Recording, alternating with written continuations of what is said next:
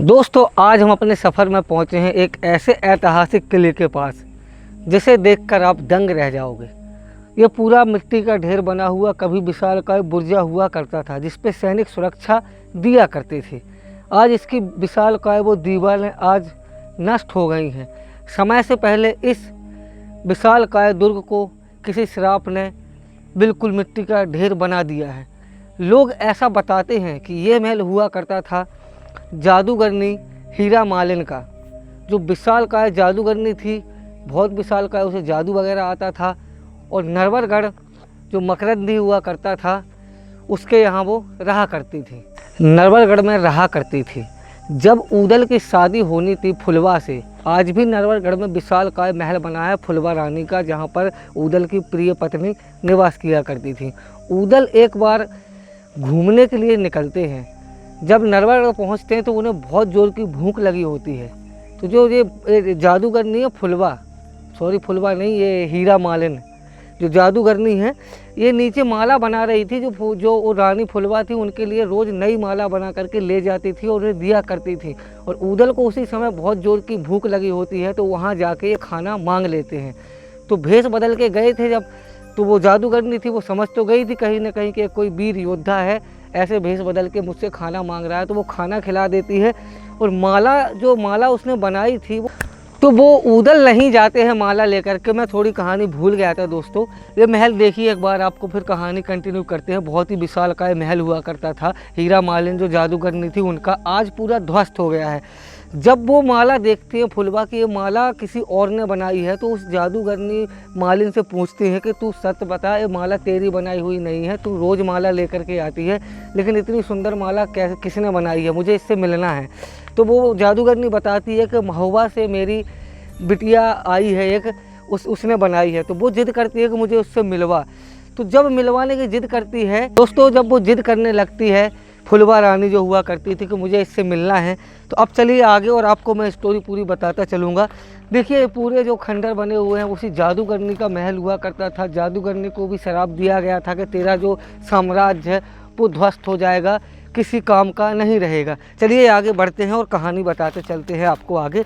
अगर एक जगह से ही पूरी कहानी बताएंगे तो आपको आनंद नहीं आएगा। इधर से देखिए आप, थोड़ा इधर आइए।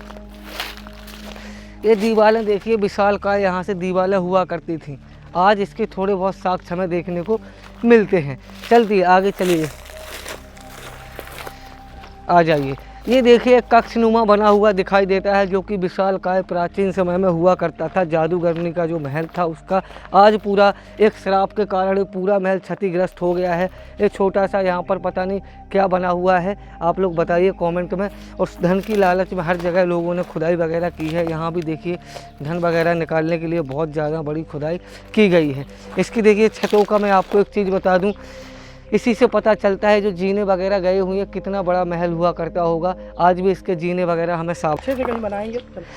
देखिए तो ये पूरा महल एक शराब के कारण पूरा ध्वस्त हो गया है। जो मकरंदी का पत्नी थी मकरंदी की, उन्होंने शराब दिया था क्योंकि वो एक नांग कन्या थी।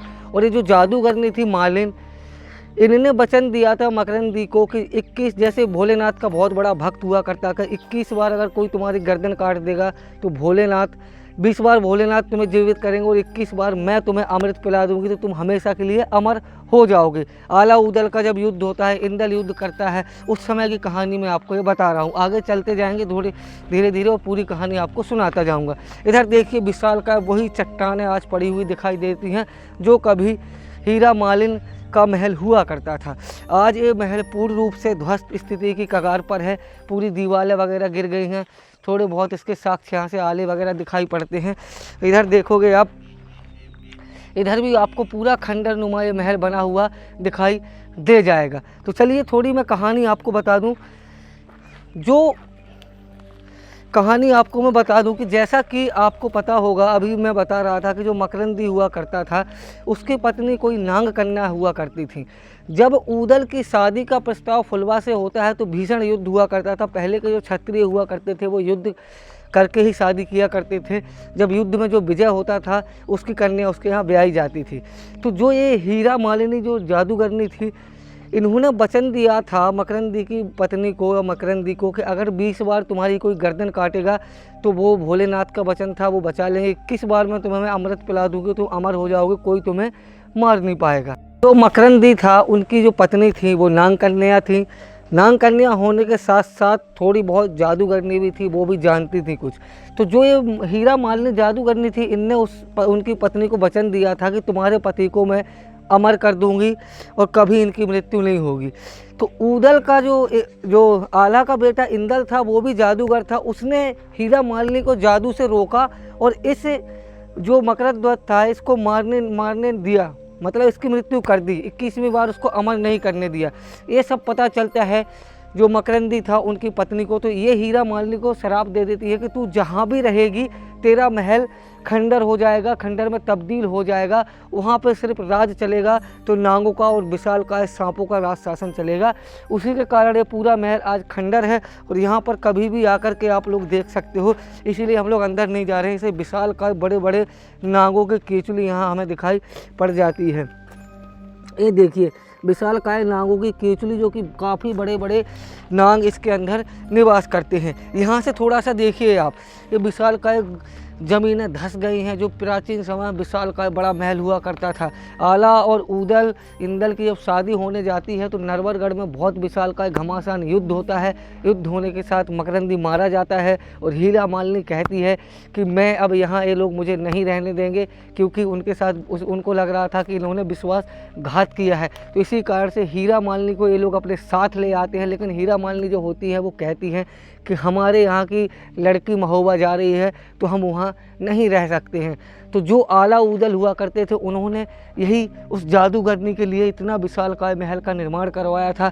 लेकिन जो उनकी पत्नी थी, उन्होंने शराब के कारण ये पूरा महल आज ध्वस्त हो गया। उन्होंने कहा था तुम कुछ ही समय की मेहमान रहोगी और तुम्हारी मृत्यु हो जाएगी और तुम्हारा पूरा महल नष्ट हो जाएगा, तुम्हारा परिवार वाला तक उसमें कोई निवास नहीं कर पाएगा, नाग सपेले ही उसमें रहेंगे। इसी कारण हम इस महल के अंदर जा नहीं रहे हैं, वरना हम लोग इसके अंदर जाते और वीडियो बनाते।